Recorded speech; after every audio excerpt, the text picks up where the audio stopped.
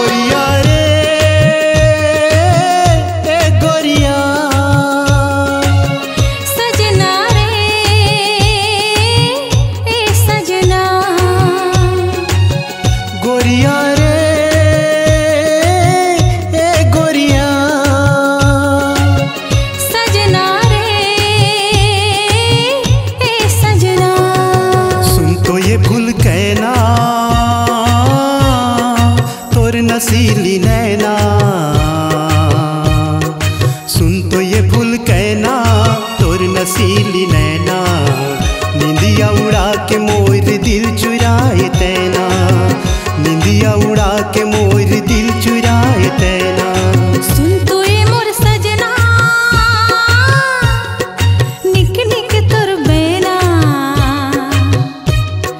सुन तो ये मोर सजना निक निक तोर बैना बंसी बजा के मोर मन लुभाए तैना बंसी बजा के मोर मन लुभाए तैना हो हो हो हो हो हो ला ला ला ला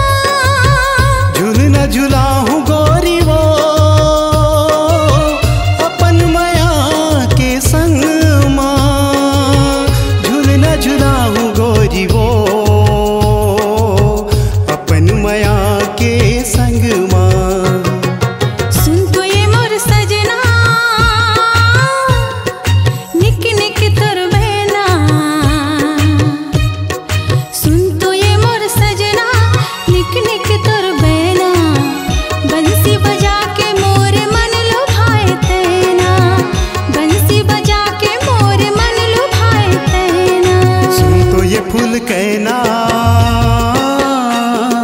तोर नसीली नैना,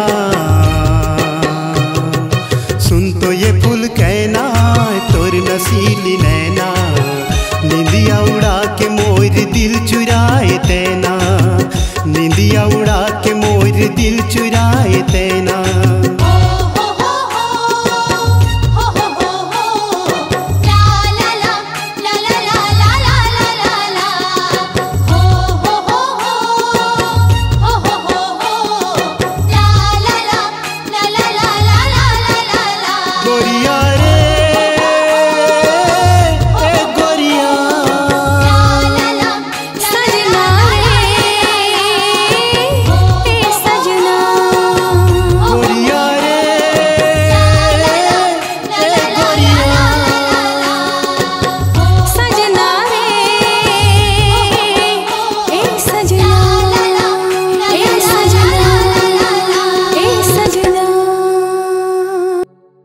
आपकी आवाज ही आपकी पहचान है।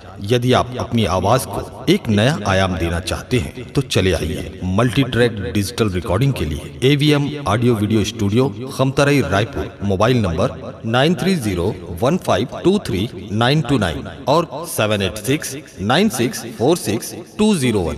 यदि आप नए एवं पुराने गीत सुनना चाहते हैं तो avmgana.com में जाकर गाना फ्री डाउनलोड करें और YouTube चैनल में AVM गाना और KK कैसेट्स को सब्सक्राइब करें।